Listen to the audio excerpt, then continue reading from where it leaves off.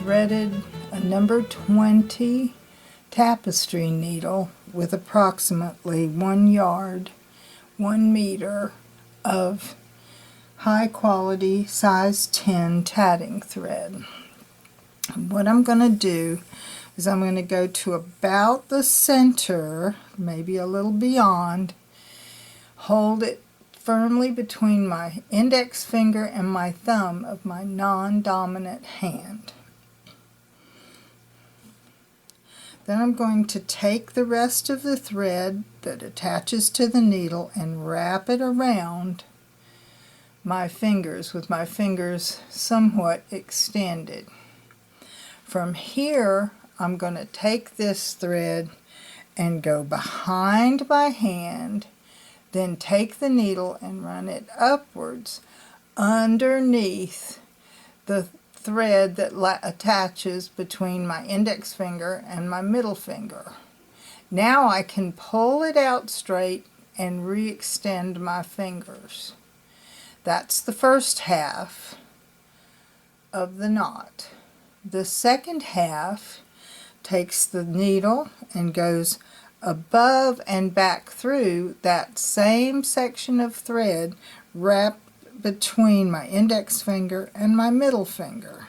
Pull it out tight with my fingers relaxed, and that gives us the second half.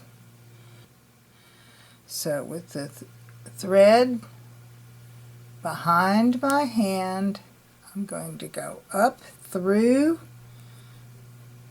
relax my fingers, pull the thread tight, and then re-extend my fingers of my non-dominant hand. The second half is over and back through. Relax your fingers, pull the thread out tight, and then extend your fingers again. We're going to do this for a thread count of 4 stitches, being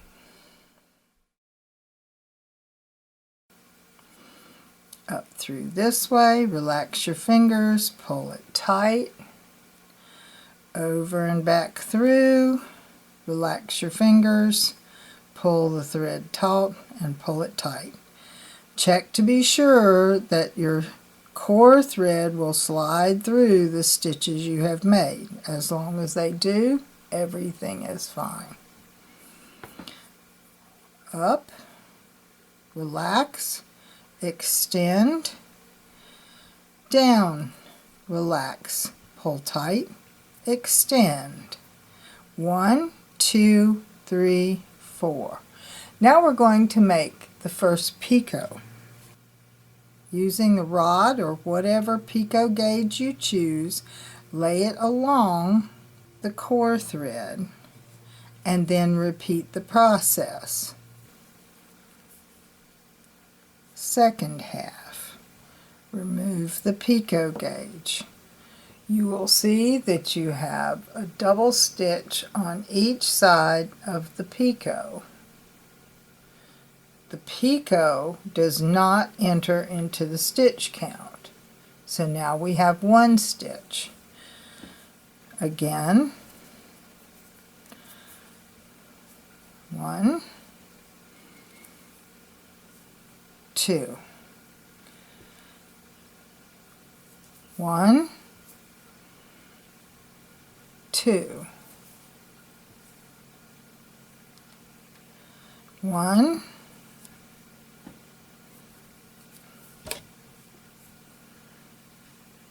2, 1, 2, 3, 4 double stitches. Make sure that they slide. Give yourself perhaps a little additional around your fingers. Put your picot gauge on top of your core thread, then pull your core thread away from you. Slip the needle up under, pull it tight, over, relax your hand, pull it tight, remove the picot gauge. This is the best way to ensure that your picots are of the same size. Again, extend your thread outward take your needle, go under that center thread, relax your fingers, pull it out tight, and then slide it up against the previous stitch. Relax, pull tight, re-extend, make the second half. Pull your thread away from you, put your needle up under the thread between your index and middle fingers, relax your fingers, pull it tight, and then take it again over that same section of thread and pull it tight. Check to make sure that your stitches still slide. Extend the thread away from you, take your needle, go up under that thread between your index and middle fingers, pull it out tight, re-extend your fingers, and slip it up against the previous stitch. Under, 1, 2, 3, 4. Now we're going to do our last picot. Take the picot gauge, lay it in your hand between your thumb and your index finger along the working thread, which has the needle on it. Take that thread and extend it away from you. Put the needle in an upward direction from underneath that thread. Relax your hand, pull it out tight, and slide it up against the previous stitch. Now you can take your needle and go downward around that same thread. Remove your picot gauge, and you have again another picot. 3 stitches to go. Outward, up, relax, pull it taut, slide it against it. Downward, pull it tight, relax your fingers, pull it in, extend your fingers.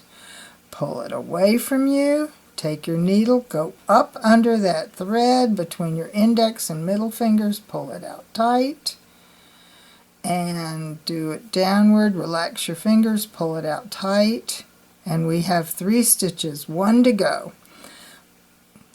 Extend the thread, push it up between those, pull it out tight, pull your thread downward. Now we've completed everything for the ring. So what we're going to do is make sure it all slides again. Put the needle and its thread back through the ring and continue to pull until the ring completely closes. Pull it snugly, and there you have your first ring.